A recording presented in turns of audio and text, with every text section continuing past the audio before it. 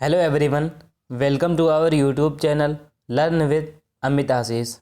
Friends, यदि आप CTET, MPTET, KVS, NVS या फिर किसी भी टीचिंग एग्ज़ाम की तैयारी कर रहे हो तो यह वीडियो आपके लिए बहुत ही महत्वपूर्ण होने वाला है। दोस्तों, बाल विकास का यह 15वां क्लास है जिसमें मैं डिस्कस करने वाला हूँ अधिगम कठिनाइयों वाले बालकों की पहचान, समस्याग्रस्त बालक और निदानात्मक पक्ष से संबंधित कुछ बहुत ही महत्वपूर्ण प्रश्न। चलिए दोस्तों, इस वीडियो को शुरू करते हैं। पहला क्वेश्चन है, विकलांग बालक ऐसे बालक होते हैं जो केवल मानसिक रूप से दोष युक्त हों, केवल शारीरिक रूप से, केवल संवेगात्मक रूप से, मानसिक, शारीरिक व संवेगात्मक तीनों रूप से दोष युक्त हों। सही आंसर है डी। फिर है, ऐसे बालक जिनमें ऐसा शारीरिक दोष होता है जो किसी भी रूप में उसे साधारण क्रियाओं में भाग लेने से रोकता है या सीमित रखता है। विकलांग बालकों के संदर्भ में यह कथन किस मनोवैज्ञानिक का है? इसका सही आंसर है सी। ये पूरा कथन जो है ये क्रो एंड क्रो का है। फिर है, अंग संचालन में दोष युक्त छात्रों को किस प्रकार की समस्या होती है? बैठने की समस्या, सोने की समस्या, लिखने की समस्या या फिर किसी भी प्रकार की समस्या नहीं। सही आंसर हो जाएगा लिखने की समस्या। फिर है, राष्ट्रीय दृष्टि बाधितार्थ संस्थान NIVH स्थित है शिमला में, कोलकाता में, देहरादून में, दिल्ली में। सही आंसर है देहरादून। फिर है, दृष्टि दोष युक्त छात्रों को शिक्षा दी जानी चाहिए। उनके लिए शिक्षा ही व्यवस्था अलग से हो। वे पढ़ने के योग्य नहीं हैं, इसलिए उनके लिए किसी भी प्रकार की शिक्षा की व्यवस्था नहीं हो। उन्हें समावेशी शिक्षा के अंतर्गत सभी सामान्य बच्चों के साथ शिक्षा दी जानी चाहिए। उन्हें केवल दृष्टि दोष वाले छात्रों के साथ शिक्षा की व्यवस्था करनी चाहिए। आप ऑप्शन से ही सही वाला आंसर पकड़ सकते हैं। जैसे डी वाले ऑप्शन में केवल शब्द आ गया है जो कि नकारात्मक है। उसके बाद उनके लिए शिक्षा की व्यवस्था अलग से हो, बिल्कुल नहीं, अलग से नहीं। इंक्लूसिव एजुकेशन मतलब समावेशी, सभी को साथ में लेकर चलना है। तो सही आंसर हो जाएगा सी वाला। फिर है, कक्षा 5 के न्यून दृष्टि वाले बच्चों को क्या करना चाहिए? ऑप्शन देखते हैं। निम्न स्तर के कार्य के लिए माप करना उचित है। उसके दैनिक कार्य में उसके माता पिता तथा मित्रों को सहायता करनी चाहिए। कक्षा में सामान्य रूप से बर्ताव करना चाहिए एवं ऑडियो CD के जरिए सहायता प्रदान करनी चाहिए। कक्षा में विशेष बर्ताव करना चाहिए। सही आंसर हो जाएगा सी। फिर है, निम्न में कौन सा कारण श्रवण दोष का कारण है? कौन सा कारण श्रवण दोष का कारण है? कान की बनावट में दोष, कानों का अक्सर बहते रहना, कानों में दर्द की शिकायत, ये सभी। सही आंसर है ये सभी। फिर है, मानसिक रूप से विकलांग बालकों की पहचान होती है। बुद्धि लब्धि का तीव्र होना, पढ़ाई में मजबूत होना, उच्च स्मरण क्षमता, बुद्धि लब्धि का कम होना। तो अगर मानसिक विकलांग है तो क्या हो जाएगा? उसका बुद्धि लब्धि कम होगा। सही आंसर हो जाएगा डी। फिर है, प्रिया एक मानसिक रूप से विकलांग बालिका है, उसकी क्या समस्याएं हो सकती हैं? आत्मविश्वास में कमी, सीमित बातचीत करना, स्वयं के कार्यों में कठिनाई महसूस करना या उपरोक्त सभी। सही आंसर है डी, उपरोक्त सभी। शारीरिक या मानसिक रूप से विकलांग बालकों की शिक्षा की व्यवस्था के बारे में दिए गए कथनों में क्या सही है? विकलांगता दूर करने में केवल अध्यापक की भूमिका हो, विकलांगता दूर करने में केवल माता पिता की भूमिका हो। आप इस दोनों ऑप्शन को क्रॉस कर सकते हैं क्योंकि इसमें नकारात्मक शब्द केवल आ चुका है ना। तो ये दोनों ऑप्शन तो बिल्कुल हो नहीं सकते, ए और बी नहीं हो सकते। अब सी और डी देखते हैं। विकलांगता समय के साथ ठीक हो जाएगी, इसलिए किसी की आवश्यकता की ज़रूरत नहीं। डी है, विकलांगता दूर करने में अध्यापक, माता पिता एवं अभिभावक की प्रमुख भूमिका होनी चाहिए। बिल्कुल सही आंसर हो जाएगा डी वाला। फिर है निम्नलिखित में से मौखिक रूप से सीखने की आवश्यकता कौन सी है? सही आंसर हो जाएगा, इसका सही आंसर है सी, अफेजिया। अफेजिया में क्या होता है कि भाषा और संप्रेषण अधिगम अशक्तता को अफेजिया कहते हैं। इसमें जो छात्र होते हैं उसमें मौखिक रूप से सीखने और अपने विचार को अभिव्यक्त करने में उनको कठिनाई होती है। फिर है मस्तिष्क में क्षति के कारण बातचीत करने में आंशिक या पूर्णतः अक्षमता को कहा जाता है। तो सही आंसर है डिस्फेजिया। फिर है मस्तिष्क की संरचना तथा कृत्यों में विभेद का परिणाम होता है। इसका आंसर हो जाएगा डिसलेक्सिया, सी ऑप्शन। फिर है यदि एक बच्चा 16 को 61 लिखता है तथा 6 और डी के मध्य अंतर नहीं कर पाता तो यह है, सही आंसर है सीखने में अक्षम। फिर है डिस्ग्राफिया मुख्य रूप से की समस्या से संबंधित है। तो ये लिखने से संबंधित है। डिस्ग्राफिया किससे हो जाएगा? लिखने से समस्या है, तो यानी डी ऑप्शन। फिर है डिस्प्रैक्सिया एक बीमारी है जिसका संबंध है, तो सही आंसर हो जाएगा तंत्रिका तंत्र से। इसमें जानते हैं क्या होता है? इसमें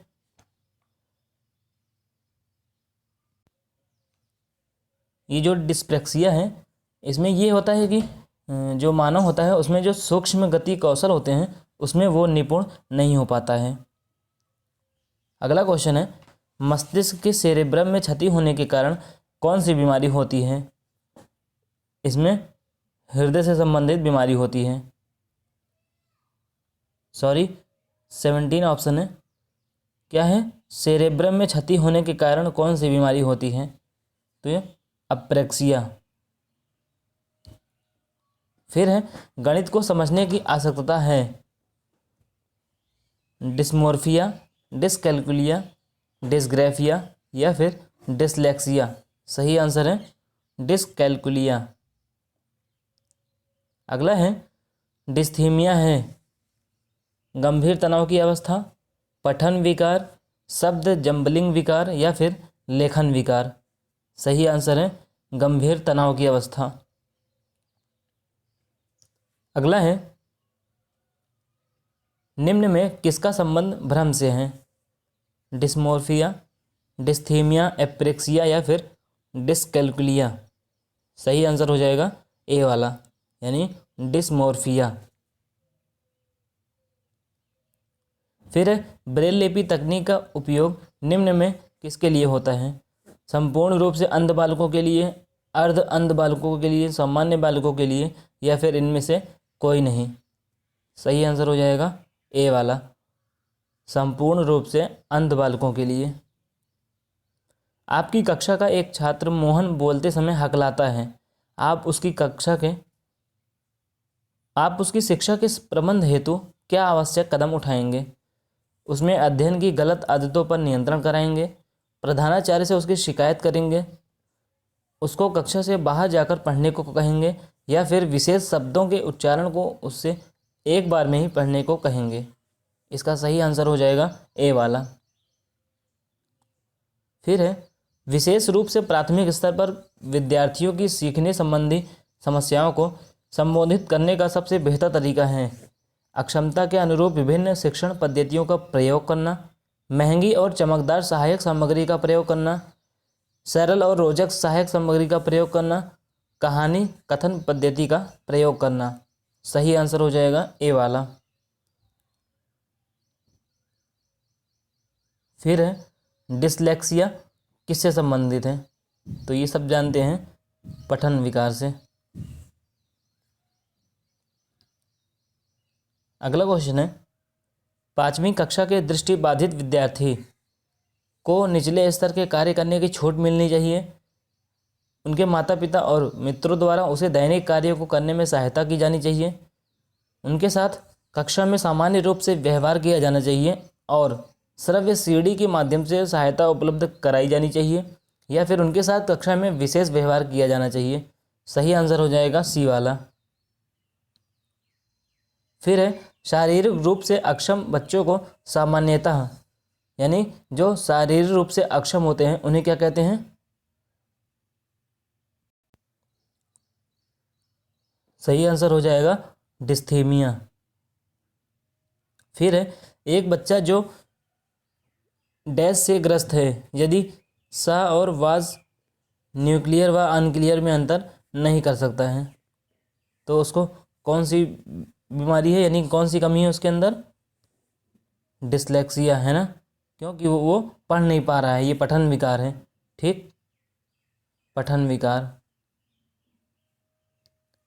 अगला क्वेश्चन है, एक शिक्षिका की कक्षा में कुछ शारीरिक विकलांगता वाले बच्चे हैं, निम्नलिखित में से उसके लिए क्या कहना सबसे उचित होगा? पोलियोग्रस्त बच्चे अब एक गाना प्रस्तुत करेंगे। पहिया कुर्सी वाले बच्चे हॉल में जाने के लिए अपने समवयस्क साथी बच्चों से मदद ले सकते हैं।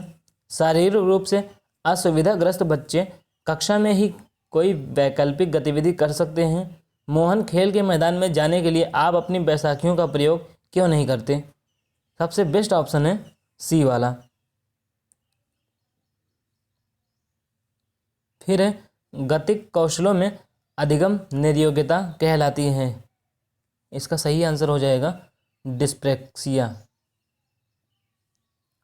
फिर है अधिगम निर्योग्यता समुचित निवेश के साथ सुधार योग्य नहीं होती। एक स्थिर अवस्था है, एक चर अवस्था है, जरूरी नहीं है कि कार्य पद्धति की हानि करे। तो ये सी वाला सही है। अधिगम निर्योग्यता क्या है? एक चर अवस्था है। फिर है भाषा अवबोधन से संबंध विकार है। अप्रेक्सिया, डिसलेक्सिया, एस्पिचेक्सिया यानी वाक संबंध रोग, या फिर अफेजिया भाषा घात। तो सही आंसर हो जाएगा डी। अगला है निम्नलिखित में से कौन सा विकासात्मक विकार का उदाहरण नहीं है? विकासात्मक विकार का उदाहरण नहीं है। आत्मविमोह, प्रमस्तिष्क घात, पर अभिघातज तनाव, या फिर न्यून अवधान सक्रिय विकार। सही आंसर है सी, पर अभिघातज तनाव। फिर है शब्दों में अक्षरों के क्रम को पढ़ने में कठिनाई का अनुभव करना और अक्सर चाक्षुष स्मृति का ह्रास से संबंधित है। तो इसका आंसर सही हो जाएगा ए वाला, डिसलेक्सिया, वही पठन विकार। फिर है एक बच्चे की कॉपी में लिखने में विपरीत छवियां, तर्पण छवि आदि जैसी गलतियां मिलती हैं। इस प्रकार का बच्चा लक्षण प्रदर्शित कर रहा है। इसका सही आंसर हो जाएगा बी वाला, अधिगम में आसक्तता। फिर है विकृत लिखावट से संबंधित लिखने की योग्यता में कमी किसका एक लक्षण है? यानी लिखने से संबंधित क्या होता है? डिस्ग्राफिया। ए वाला ऑप्शन राइट हो जाएगा। फिर है एक औसत बुद्धि वाला बच्चा यदि भाषा को पढ़ने एवं समझने में कठिनाई प्रदर्शित करता है तो यह संकेत देता है कि बच्चा का लक्षण प्रदर्शित कर रहा है, यानी भाषा संबंधी विकार। तो इसका राइट ऑप्शन हो जाएगा डी।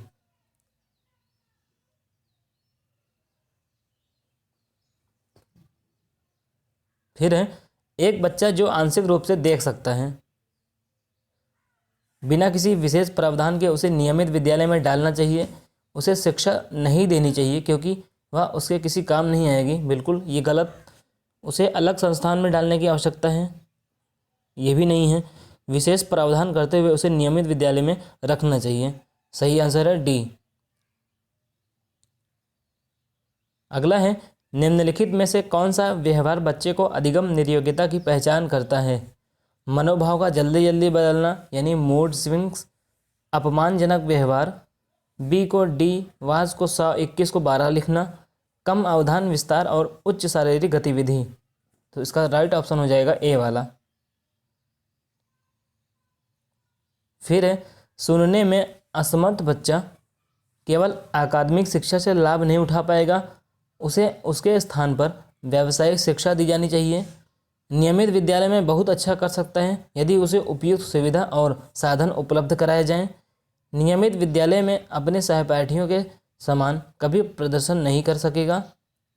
श्रवण असमर्थता वाले बच्चों के विद्यालय में ही भेजा जाना चाहिए, नियमित विद्यालय में नहीं।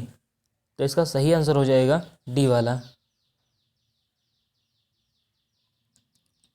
फिर है, यदि आप एक शिक्षक हैं तो विशेष आवश्यकता वाले बच्चों की शिक्षा कैसे उपलब्ध कराएंगे?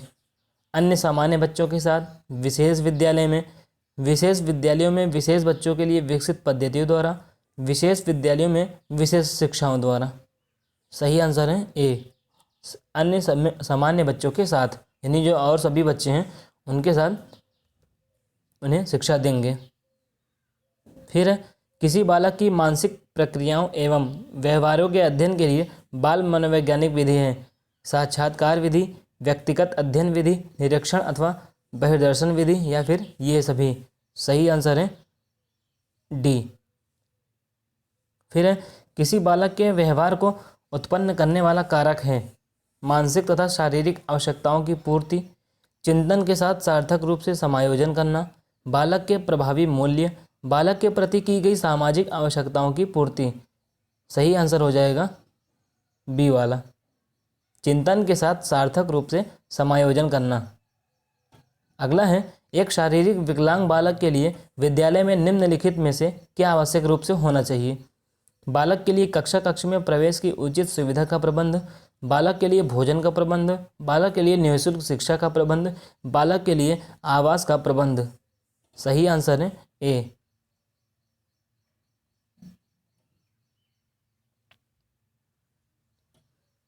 नेक्स्ट है, आप अपनी कक्षा में अधिगम को सरल बनाने के लिए दृश्य सामग्री का प्रयोग करते हैं। ऐसी स्थिति में कक्ष के किन छात्रों को सबसे कम लाभ होगा? जो पढ़ने में सामान्य स्तर के हैं, जो पढ़ने में उच्च स्तर के हैं, जो पढ़ने में निम्न स्तर के हैं, या फिर जो आंखों से अधिक देख पाते हैं? तो राइट ऑप्शन हो जाएगा बी वाला, जो पढ़ने में उच्च स्तर के हैं। फिर है, आपकी कक्षा के कुछ छात्र शब्दों का उच्चारण ठीक से नहीं कर पाते हैं। इसके लिए आप निम्न में से क्या कदम उठाएंगे? शब्दों को टुकड़ों में बांटकर श्यामपट्ट पर लिख देंगे, छात्रों को शुद्ध उच्चारण करके सुनाएंगे, छात्रों से शुद्ध उच्चारण बार बार दोहराने को कहेंगे, या फिर उपरोक्त तो सभी। सही आंसर है डी। फिर है, कक्ष में दृश्य श्रव्य सामग्री के संदर्भ में निम्न में से कौन सा कथन असत्य है, यानी कौन सा कथन गलत है? ये सामग्री छात्रों की रुचियों को उत्तेजित करती हैं। इन सामग्रियों को कक्षा शिक्षण के स्थान पर प्रयोग किया जा सकता है। ये सामग्रियां मंदबुद्धि छात्रों में अधिगम को सुलभ बनाती हैं। इन सामग्रियों के प्रयोग से शिक्षण कार्य सरल हो जाता है। सही आंसर है बी वाला। फिर है, विकलांग बच्चों के शिक्षण में सर्वोच्च महत्वपूर्ण कारक है प्रयुक्त शिक्षण तकनीक, संप्रेषित विषय सामग्री, ए बी, उपरोक्त में से कोई नहीं। सही आंसर है ए। फिर है, आपकी कक्षा का एक छात्र राजू जो मानसिक तौर पर एक पिछड़ा हुआ बालक है, आप उसको निम्न में से किस प्रकृति में रखेंगे? अनुशासनहीन, शक्तिशाली, संवेदनशील, या फिर निष्ठावान? सही आंसर हो जाएगा सी वाला।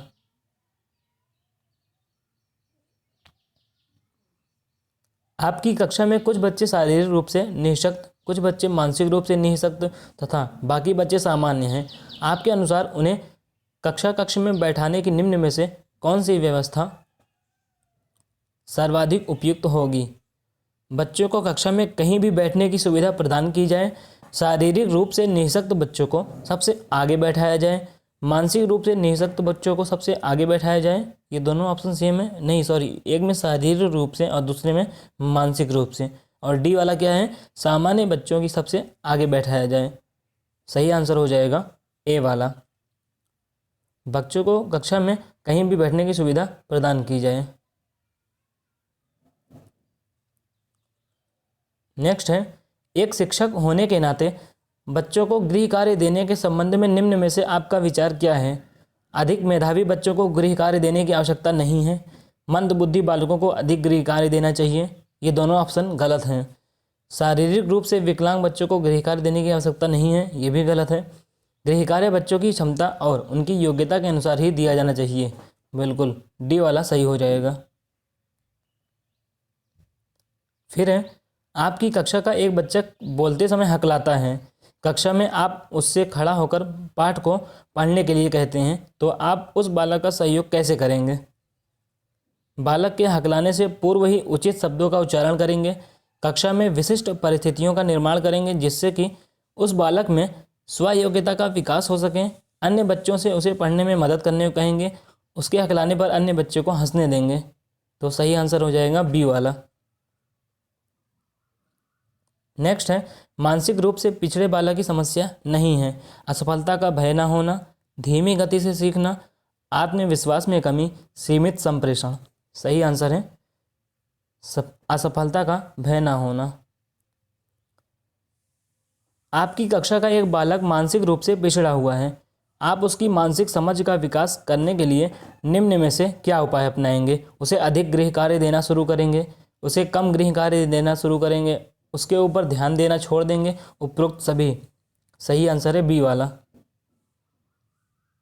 फिर है, मानसिक स्वास्थ्य का अर्थ है वास्तविकता के धरातल पर वातावरण से पर्याप्त सामंजस्य करने की योग्यता।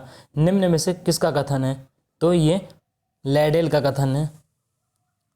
आज का आखिरी क्वेश्चन है, आपकी कक्षा में 2 छात्र नेत्रहीन हैं। उनको पढ़ाने के लिए आप निम्न में से किस लिपि का प्रयोग करेंगे? तो जो नेत्रहीन है उनके लिए क्या होता है? ब्रेल लिपि। दोस्तों, आज की वीडियो में बस इतना ही। यह वीडियो आपको कैसा लगा हमें कमेंट के माध्यम से ज़रूर बताइएगा।